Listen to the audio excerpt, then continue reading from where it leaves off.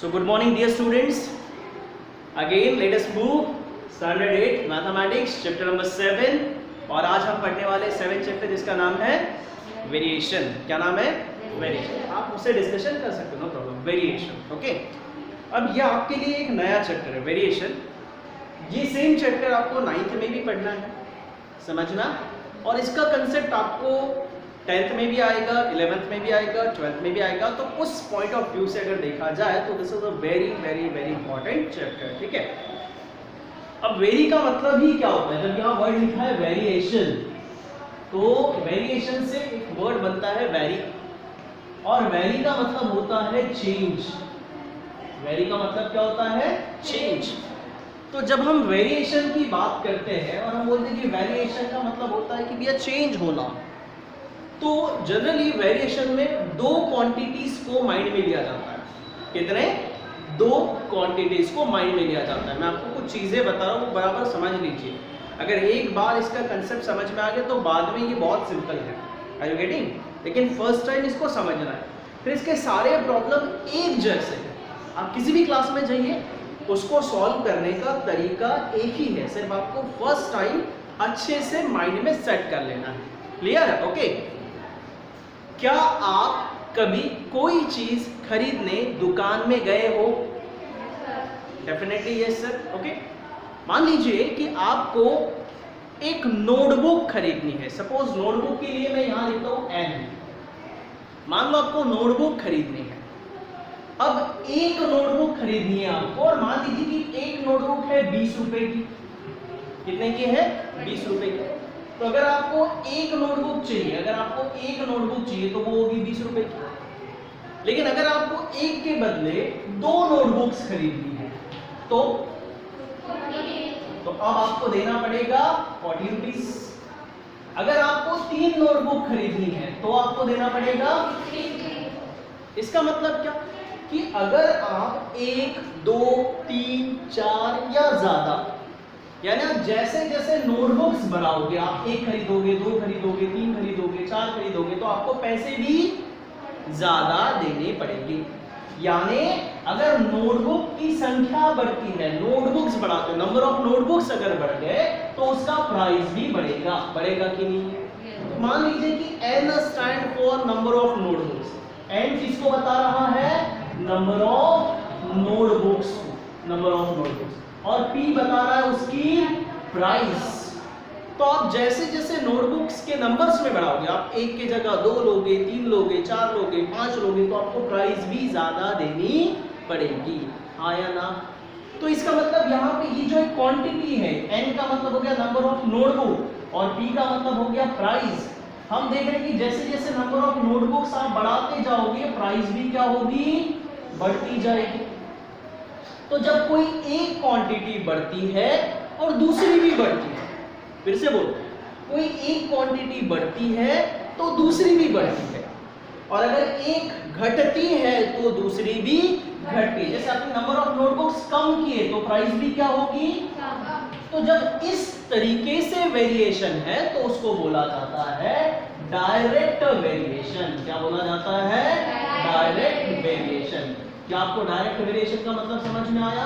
जब एक क्वांटिटी बढ़ती है तो दूसरी भी बढ़ती है, और एक घटती है तो दूसरी भी घटती है, तो ऐसे वेरिएशन को हम कहते हैं डायरेक्ट वेरिएशन। और बच्चा, वेरिएशन का जो सिंबल है वो इस तरीके से, यानी अगर मुझे बताना है कि n और p में डायरेक्ट वेरिएशन है तो मैं उसको ऐसे लिखूंगा। इसका मतलब है कि n varies directly with p।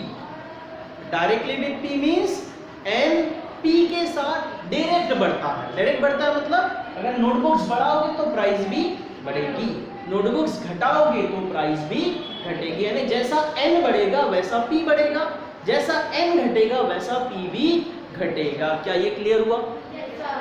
दूसरा एग्जांपल है पेट्रोल।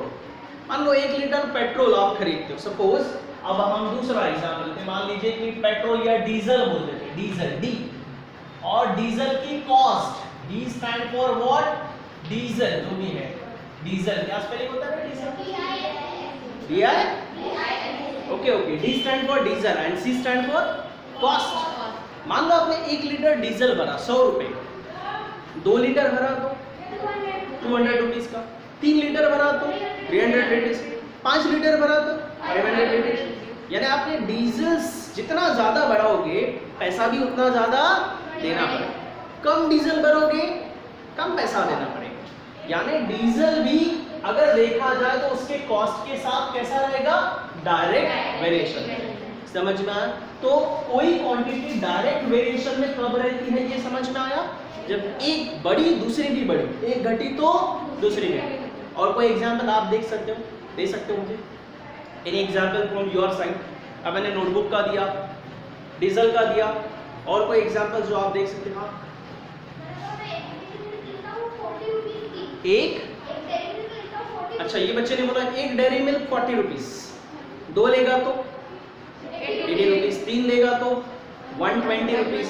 यानी नंबर ऑफ डेयरी मिल्क बढ़ाएगा तो पैसे भी बढ़ेंगे, और कम लेगा तो कम लेंगे। तो इस तरह के वेरिएशन को हम बोलते हैं डायरेक्ट वेरिएशन। क्या ये क्लियर हो गया बच्चा पार्टी?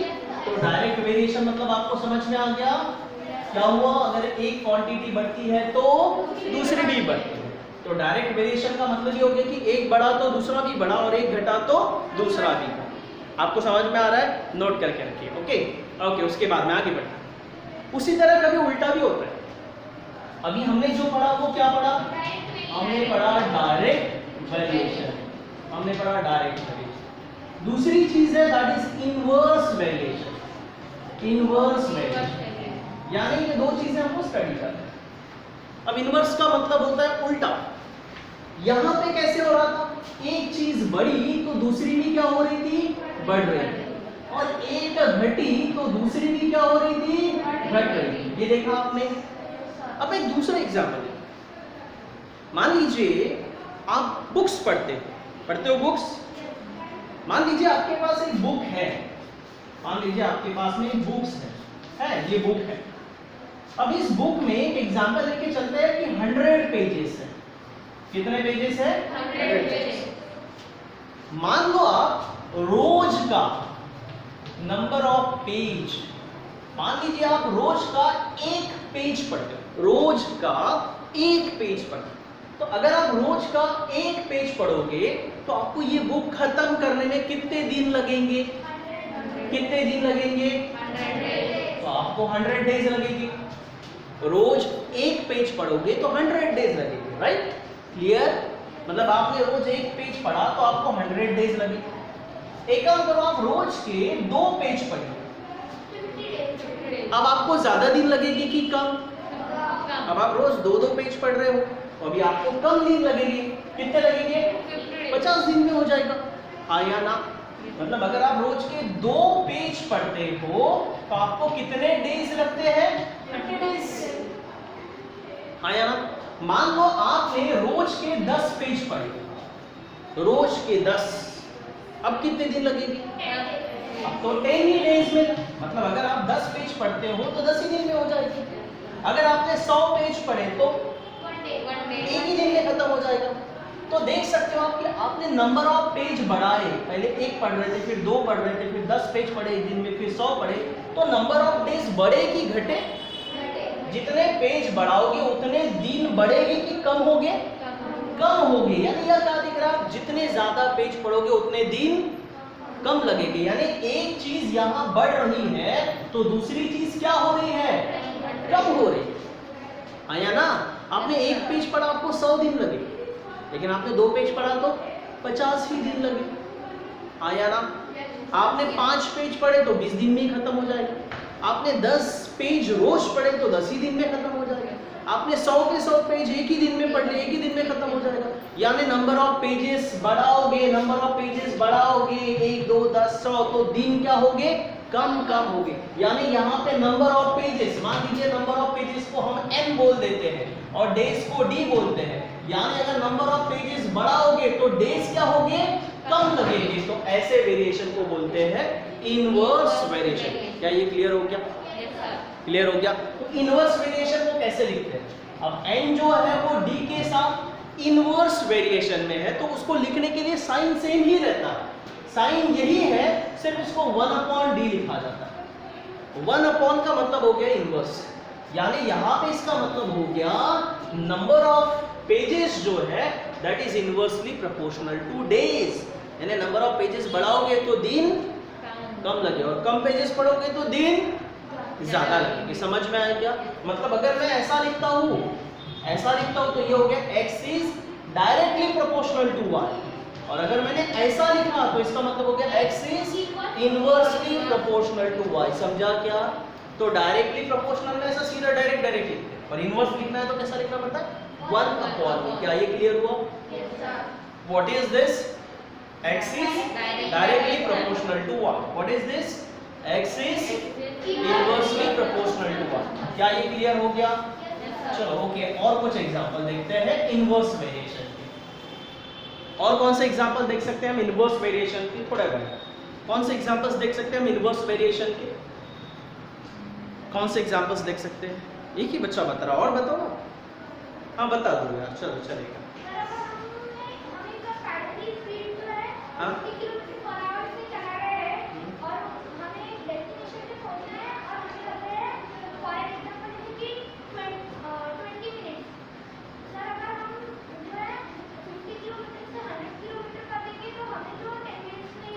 कम हो जाएगा। ओके ओके, मैं थोड़ा सिंपल लैंग्वेज में। मान लो आपको यहाँ से किसी एक जगह से किसी गांव को जाना है, गांव को जाना है। कौन से गांव को जाना है? कुछ भी नाम लेते हैं। कौन से गांव को? गुमगांव को जाना है। कहाँ से जाना है आपको? मान लीजिए नागपुर से। अब मान लीजिए आप बाइक से जा रहे हो। अब आप कम स्पीड से जाओगे तो आपको ज्यादा टाइम लगेगा, कम स्पीड से जाओगे तो ज्यादा टाइम लगेगा, और ज्यादा स्पीड से जाओगे तो समझ में आना? यानी मैं किसकी बात कर रहा था? टाइम की और स्पीड। एस का मतलब क्या? स्पीड, और टी का मतलब क्या? तो मैं ज्यादा स्पीड से जाऊंगा तो कम समय लगेगा, जल्दी पहुंच जाऊंगा। लेकिन कम स्पीड से जाऊंगा तो ज्यादा समय लगेगा। यानी क्या हुआ? स्पीड बढ़ गई तो टाइम कम हो जाएगा, और स्पीड कम हो गई तो टाइम ज्यादा है ना, उल्टा पुल्टा। मतलब यहाँ पे S जो है, ये जो S है वो T के साथ डायरेक्टली प्रोपोर्शनल में है कि इनवर्सली? और इनवर्सली को कैसे लिखते? 1/, यानी क्या लिखेंगे इसको? S is inversely proportional to T। 1/T नहीं पढ़ते, इसको सिर्फ पढ़ना क्या है? S is inversely proportional to T। 1/ यानी इनवर्सली प्रोपोर्शनल। क्लियर होगा? यानी स्पीड जो है वो टाइम के साथ इनवर्सली प्रोपोर्शनल में है। अरे हाँ या ना? दोनों वेरिएशन समझे? चलो अब ऐसा लिखो तो इसका मतलब क्या? P is directly proportional to Q। और अगर मैंने ऐसा लिखा तो इसका मतलब क्या? P is inversely proportional to Q। 1/, नहीं बोलना, P is inversely proportional to Q। क्या ये क्लियर हुआ? Directly proportional to inversely proportional. फिर से दूसरा एक लिखते हैं। मान लीजिए मैं यहाँ लिखता हूँ, पढ़िए क्या है ये? M is directly proportional to N, और ऐसा लिखा तो समझ में? डायरेक्टली प्रोपोर्शनल या फिर इनवर्सली प्रोपोर्शनल।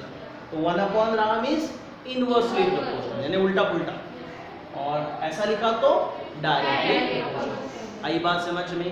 क्लियर हुआ? अब एक इंटरेस्टिंग एग्जांपल्स देखते हैं। आपके घर में मान लीजिए एक डिब्बा है, सबके घर में है डिब्बा, ठीक है? और आपकी मम्मी ने बढ़िया लड्डू बना के रखे। इस डिब्बे के अंदर में क्या है? लड्डू है। इस डिब्बे के अंदर में लड्डू है। मान लीजिए कि इस डिब्बे के अंदर आपकी मम्मी ने लड्डू बना के रखे हैं 100 लड्डू। कितने? अब यहाँ पे भी देखो, मान लो आप रोज का एक लड्डू खाओगे, रोज का एक लड्डू खाओगे, कितने दिन लगेंगे? रोज का एक लड्डू खाओगे, कितने दिन लगेंगे ये खत्म करने के? 100 है ना? लेकिन मान लो आप में से कोई बंदा ऐसा है जिसकी भूख ज्यादा है, एक से काम नहीं चलता, एक दिया तो वो गुस्से से देखता है, क्यों? और चाहिए। तो मान लो उसकी मम्मी उसको 5 लड्डू देती है। अब कितने दिन लगेंगे? कितने दिन लगेंगे? रोज 5 लड्डू खा रहा है बंदा, 100 लड्डू खत्म करना है, कितने दिन लगेंगे? 20, 25 से 100 खत्म हो जाएगा। आया ना? रोज के 10 लड्डू खा रहा है, 10 ही दिन में खत्म हो जाएगा। 10 10 100 आया ना? यानी जितने ज्यादा लड्डू खाएगा उतने दिन कम लगेंगे। क्या ये क्लियर हुआ? जितने ज्यादा लड्डू खाएगा उतने दिन कम लगेंगे। क्लियर? एक चलिए सो बच्चा प्रैक्टिस सेट 7.1 पे बढ़ते हैं। प्रैक्टिस सेट 7.1 में पहला प्रॉब्लम देखो, सबके बुक में पहला प्रॉब्लम दिया हुआ है। क्या है देखो, right the following statements using symbol of variation. आपको सिंबल ऑफ वेरिएशन का यूज करके लिखना है। किसका यूज करना है? Symbol of variation. ओके, आपका पहला प्रॉब्लम क्या है? पहला प्रॉब्लम है सर्कमफरेंस C। सर्कमफरेंस को किस लेटर से दिखाया है? C से। Circumference C of a circle is directly proportional to radius. Circumference C जो है वो रेडियस किससे डिनोट करते हैं? R से। और इसके साथ कौन से वेरिएशन में है? डायरेक्ट है कि इनवर्स है? चेक करो, direct variation. Okay, so circumference C of the circle is directly proportional to radius. तो डायरेक्टली मतलब सीधा सीधा ऐसा आएगा। अरे हाँ या ना? बस यही आंसर है, ऐसा लिखना है। सिंबल को यूज करके लिखना है। इसका मतलब क्या? C मतलब circumference and circumference is directly proportional to R। R का मतलब रेडियस। तो ये पूरा सेंटेंस जो है वो इसी से पढ़ा जाता है। देखो, circumference of the circle is directly proportional to its radius। Clear हुआ? तो बस सिंबल का यूज करना है। इसमें ही सेकेंड देखो क्या है, कंजम्पशन ऑफ पेट्रोल। किससे डिनोट किया है कंजम्पशन ऑफ पेट्रोल? L से। Consumption of petrol L in a car and distance travelled by that car. Distance किससे डिनोट किया है? D से। Consumption of petrol L in a car and distance traveled by that car are in direct variation। फिर से कौन सा variation है? Direct variation मतलब ऐसी आएगा। अरे हाँ या ना? और इनवर्स रहता तो 1/r लिखते थे, 1/d लिखते थे। लेकिन हमें पता है कि सर्कमफरेंस रेडियस के साथ डायरेक्ट वेरिएशन में रहेगा। जितनी रेडियस बढ़ेगी उतना सर्कमफरेंस बढ़ेगा। और भैया लीटर पेट्रोल का भी वैसे, जितने ज्यादा लीटर पेट्रोल रहेगा उतना ज्यादा डिस्टेंस गाड़ी चलेगी। ज्यादा पेट्रोल ज्यादा डिस्टेंस, कम पेट्रोल कम डिस्टेंस। मतलब जो कंजम्पशन ऑफ पेट्रोल है वो डिस्टेंस के साथ डायरेक्टली प्रोपोर्शनल में रहेगा। क्लियर हो गया? अरे हाँ या ना? ये हो गया इसका फर्स्ट प्रॉब्लम। अब हम आगे बढ़ते हैं नेक्स्ट प्रॉब्लम की तरफ। नेक्स्ट प्रॉब्लम कौन सा देखो, okay, complete the following table. ठीक है, हाँ। सो देखिए बच्चों, आपको सेकंड प्रॉब्लम में ये दिया है नंबर ऑफ एप्पल्स और यहाँ लिखा है कॉस्ट ऑफ एप्पल्स। ठीक है, नंबर ऑफ एप्पल्स को डिनोट किया है x से, कॉस्ट ऑफ एप्पल्स को डिनोट किया है y से। अब दिया है आपको टेबल को जिस तरीके से है, आपके सामने बुक होगी, आप देख लीजिए। अगर आप नंबर ऑफ एप्पल्स 1 यानी 1 एक एप्पल खरीदोगे तो कॉस्ट कितनी आएगी? 8 रुपए। 4 खरीदोगे तो 8 चौक 32 यानी 32 रुपीज लगेगा। अगर आपके पास 56 रुपीज है तो उसमें कितने एप्पल्स आएंगे वो आपको निकालना है। अगर आपके पास आपको 12 एप्पल्स खरीदने हैं तो कितना पैसा देना पड़ेगा ये आपको निकालना है।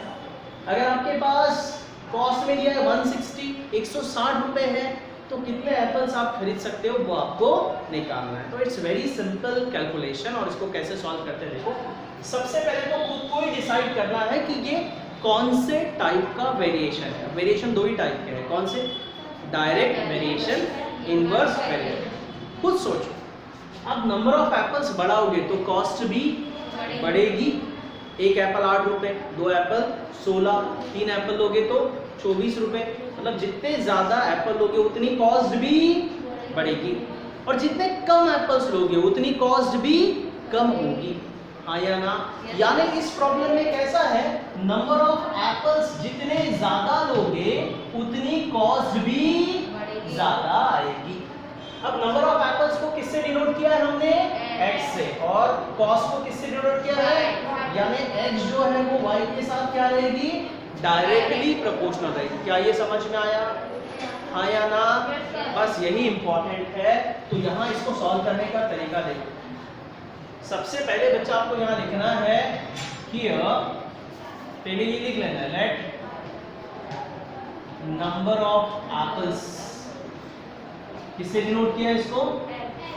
bx and cost by। Apples को x से डिनोट किया है, कॉस्ट को y से। And this is the example of,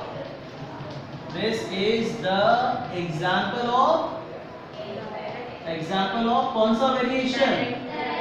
direct variation. तो ये डायरेक्ट वेरिएशन का एग्जांपल है, तो हमने लिख दिया कि ये डायरेक्ट वेरिएशन का एग्जांपल। इसका मतलब हो गया x is directly proportional to y। समझ में आना?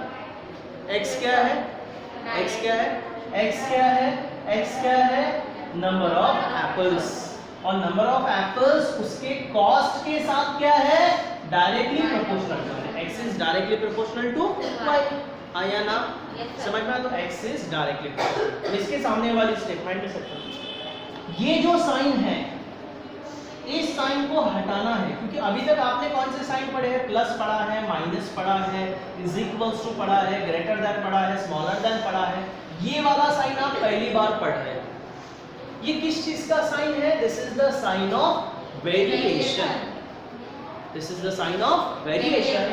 इस साइन को अगर हटाएंगे तो इसको हटाने के लिए हमें यूज करना पड़ता है इज इक्वल्स टू कांस्टेंट का। किसका यूज करना पड़ता है? इज इक्वल्स टू कांस्टेंट का। फिर से बोलो, जब ये साइन हटाओगे तो उसके जगह आपको लिखना पड़ेगा इज इक्वल्स टू कांस्टेंट। फिर से पूछ लो, क्या लिखना पड़ेगा? Is equals to constant. कब लिखना पड़ेगा? उस साइन को हटाओगे तब। तो हम क्या करेंगे, अब नेक्स्ट स्टेप में इस साइन को हटा देते हैं। तो यहाँ लिखना पड़ेगा x। अब इस साइन को हटा दो तो इसकी जगह क्या आएगा? Is equal to constant. और कांस्टेंट कुछ भी ले लेना, मान लो k। k क्या है? कांस्टेंट। तो ये बन गया x is equal to k और ये y जैसे का वैसा। और यहाँ पे लिखना where k is constant। k is constant। समझ में आया क्या? और इस इक्वेशन को दे देना इक्वेशन नंबर 1। क्या ये क्लियर हो गया? क्या ये क्लियर हो गया? तो फिर से बोल रहा हूँ, मान लो नंबर ऑफ एप्पल्स को हमने x लिया, उसके कॉस्ट को y लिया, and this is the example of direct variation. तो x is directly proportional to y। अब इस साइन को हटा के क्या लिखना है? Is equal to constant. और कांस्टेंट को क्या लेना है? k। तो यहाँ लिखा x is equal to k y। हमेशा ऐसा होगा, इसको हटा के इज इक्वल टू k आएगा। समझ में आया? और इसको इक्वेशन नंबर 1 लिखना और इसके सामने लिखना where k is constant। हमेशा ऐसा लिखना है। ये हो गया आपका इक्वेशन 1, वेरी इंपॉर्टेंट। अब इक्वेशन 1 में क्या करना है आपको? जो आपको दिया है वो पुट करना है। जैसे आप देखिए, आपको यहाँ पे दोनों चीजें यहाँ पहले इसमें दिया है। आपको दिया है कि नंबर ऑफ एप्पल्स 1 है तो कॉस्ट कितनी आएगी? 8। और इसमें भी आपको दोनों चीजें दी है। नंबर ऑफ एप्पल 4 है तो कॉस्ट कितनी आएगी? 32।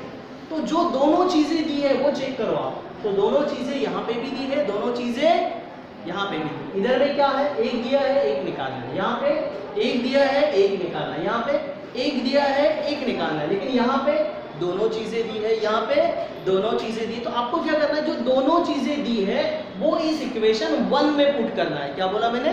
जो दोनों चीजें दी है वो इक्वेशन 1 में पुट करना है। तो आपको नेक्स्ट स्टेप क्या करना है? पुट। फिर आप ये भी पुट कर सकते हो, ये भी पुट कर सकते हो। तो जो आसान लगे वो पुट करो। कौन सा आसान है? पहला वाला। तो पुट, ये किसकी वैल्यू है? x की। और ये किसकी वैल्यू है? y की। तो put x is equals to 1 and ये एंड लिखते हैं हम y इज इक्वल्स टू कितना? 8 इन इक्वेशन 1। समझ में आया क्या? इक्वेशन 1 में पुट करना है। समझा क्या? आप ये भी पुट कर सकते थे, कुछ भी पुट करोगे आंसर सही आएगा। तो मैंने लिया x is equals to 1, y is equals to 8। Put करो तो x की जगह क्या आएगा? फिर x की जगह क्या आएगा? 1। ये आएगा 1 इज इक्वल्स टू k की जगह आएगा k और y की जगह क्या आएगा 8 आएगा ऐसा, मतलब क्या हो गया 1 is equal to k into 8 हो गया, मतलब ही ये हो गया therefore 1 is equal to 8 into k, क्या हो गया ये 8k हो गया क्या ऐसा। This is your equation number 2 और इस इक्वेशन को हम कहते हैं इक्वेशन ऑफ वेरिएशन। इक्वेशन 2 को क्या कहते हैं इक्वेशन ऑफ वेरिएशन। बस यही सबसे इंपॉर्टेंट है। पहली चीज मैंने बताया कि x is directly proportional to y, इस साइन को हटा दिया तो क्या लिखते हैं इज इक्वल्स टू k, तो x is equals to k है। फिर तीसरी स्टेप क्या है x और y की वैल्यू रखो, कहां से रखना है यहीं से रखना, x की वैल्यू 1 y की वैल्यू 8, ये भी रख सकते थे आप x की वैल्यू 4 और y की 32, तो मैंने ये लिया x की वैल्यू 1 और y की 8, इक्वेशन 1 में रखा तो x की जगह आएगा 1 और y की जगह आएगा 8, तो 1 is equals to k into 8, 1 is equals to k into 8, तो 1 is equals to 8 into k क्या होता है 8k, और ये जो मिलता है ये होता है आपका इक्वेशन नंबर 2, और इक्वेशन नंबर 2 को बोला जाता है इक्वेशन ऑफ वेरिएशन। हमेशा ध्यान रखना, कभी सिर्फ यहाँ तक प्रॉब्लम पूछेगी, इक्वेशन 1 और इक्वेशन 2। इक्वेशन 1 में लिखना पड़ता है वेयर k इज कांस्टेंट, और इक्वेशन 2 को लिखना पड़ता है वेयर इक्वेशन 2 को लिखना पड़ता है इक्वेशन ऑफ, समझना। अब इक्वेशन 2 का काम क्या है, इक्वेशन 2 के सहारे आप ये सारी वैल्यूज निकाल सकते हैं, सारी वैल्यूज निकाल सकते हैं। जैसे देखो आप ये तो दिया है, ये भी दिया है, ये निकालना है, अरे हाँ या ना बताओ 56 किसकी वैल्यू है x की कि y की, तो y की वैल्यू 56 इसमें पुट करो इक्वेशन 2 में, तो आपको x की वैल्यू मिलेगी, समझ में आया। यहाँ पे देखो 12 किसकी वैल्यू है x की कि y की, तो x की वैल्यू 12 इसमें पुट करो आपको y की वैल्यू मिलेगी। यानी इक्वेशन 2 का काम क्या है, कोई एक वैल्यू रखना दूसरी निकालना। अगर इक्वेशन 2 में ये रखोगे तो ये मिलेगा, ये रखोगे तो ये मिलेगा, ये वैल्यू रखोगे तो ये मिलेगा। क्लियर हुआ। तो सबसे पहले ये वाली वैल्यू निकालते हैं। चलो तो एक काम करो अभी, पुट 56 किसकी वैल्यू है y की, तो put y is equals to 56 in equation 2। Equation 2 में पुट करो तो क्या हो जाएगा, 1 की जगह आएगा 1 इज इक्वल्स टू की जगह आएगा इज इक्वल्स टू 8 की जगह आएगा 8।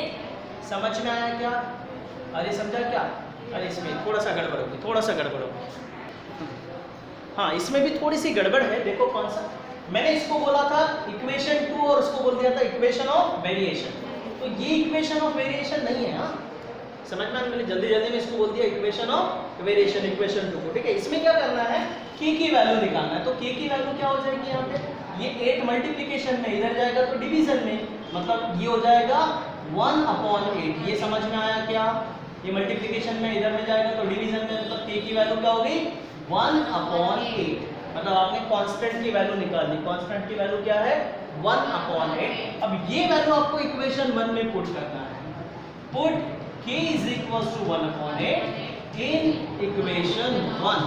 अब उस 1 में पुट करोगे तो क्या आएगा, x is equals to ky, तो x की जगह x आएगा, k की जगह ये वैल्यू आएगी कितनी 1/8, और y की जगह y आएगा, और इसको बोला जाएगा इक्वेशन 2, और ये होता है आपका इक्वेशन ऑफ वेरिएशन। क्या ये क्लियर हुआ बच्चा, फिर से बोलो, देखो गड़बड़ हुई ना तो उस पर से कुछ सीख लेना। मैंने गड़बड़ क्या की थी, मैंने यहाँ पे डायरेक्ट इसको इक्वेशन 2 बोल दिया, मैंने क्या करना था, इस पर से k की वैल्यू निकालना था, तो 1 is equals to 8k, 8k मतलब 8 इंटू k, और मल्टीप्लिकेशन में है तो इधर आके किस में जाता, डिवीजन में, तो ये हो जाएगा 1/8, तो k इज इक्वल्स टू 1/8। अब ये k की वैल्यू इक्वेशन 1 में पुट कीजिए तो x is equals to ky, k की वैल्यू आ गई 1/8y, और इसको बोला जाता है इक्वेशन ऑफ, समझ में आया क्या, थोड़ी प्रोसीजर लेंदी है लेकिन एक जैसी, एक बार दिमाग में सेट कर लिया कि ऐसी सॉल्व है। अभी मैंने इसका फंक्शन आपको बता दिया, क्या है इक्वेशन 2 का फंक्शन, क्या बताया इक्वेशन 2 का फंक्शन, एक वैल्यू रखोगे दूसरी मिलेगी, यहाँ 56 रखोगे तो x मिलेगा, x रखोगे तो y मिलेगा, y रखोगे x मिलेगा। क्लियर।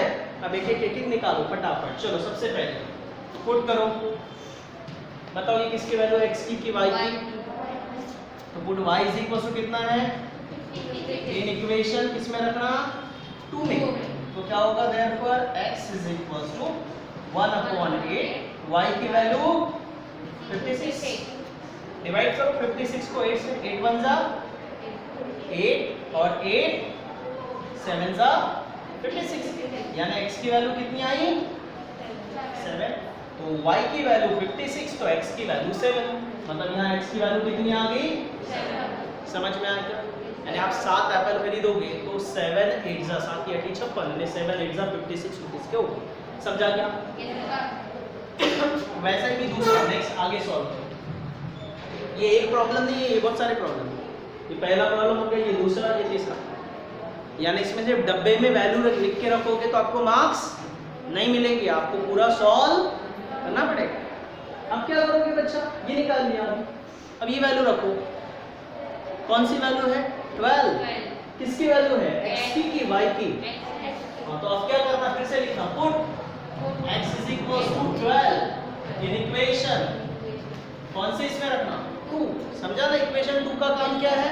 इक्वेशन 2 का काम है एक वैल्यू रखना और दूसरी वैल्यू निकालना। क्लियर हुआ? चलो रखो, तो फिर अभी रखो x की वैल्यू 12 रखो यहाँ, x की वैल्यू, ये इक्वेशन 2 है, x की वैल्यू 12 तो क्या आ जाएगा 12 इज इक्वल्स टू आएगा ना x की जगह 12, तो x की वैल्यू 12 तो x की जगह आएगा 12 इज इक्वल्स टू क्या आएगा बाद में 1/8 और इधर में क्या आएगा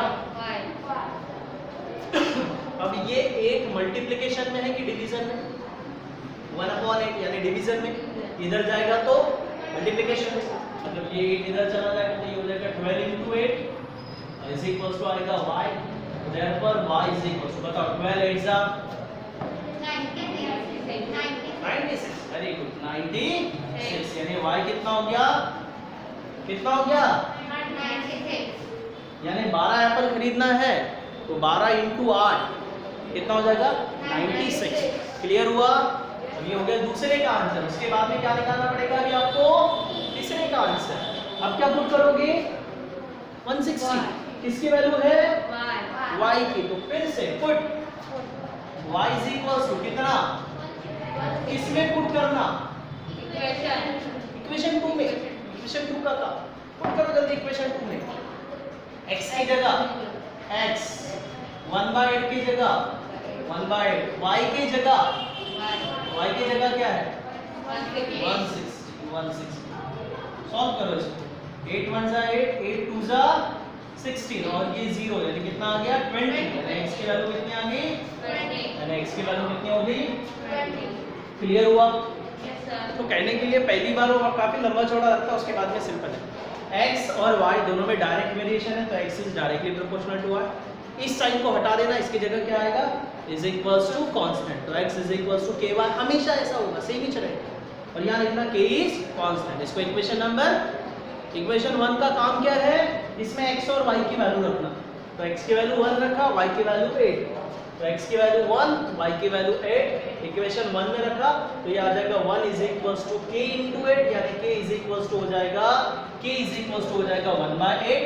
अब k की वैल्यू फिर से इक्वेशन 1 में पुट करना है, इक्वेशन 1 में दो वैल्यू पुट करना है, पहले ये वैल्यू और फिर k की वैल्यू। जैसे ही k की वैल्यू इक्वेशन 1 में पुट करोगे वो बन जाएगा इक्वेशन नंबर 2, और इक्वेशन 2 को हम बोलते हैं इक्वेशन ऑफ वेरिएशन। और फिर यहाँ से फिर आपको मैं कितना भी बड़ा टेबल दूं तो आप कर सकते हो। समझ में आना? यानी इसके बाद में करना क्या होता है, फिर x की वैल्यू रखोगे तो y मिलेगा, y की वैल्यू रखोगे तो x मिलेगा, सिर्फ आगे सॉल्व करते जाओ। क्लियर हुआ? पक्का? तो आज के लिए इतना ही। इसके बाद वाले जो प्रॉब्लम्स है वो आप खुद सॉल्व करके देख सकते हो। ठीक है, चलिए ट्राई कीजिए।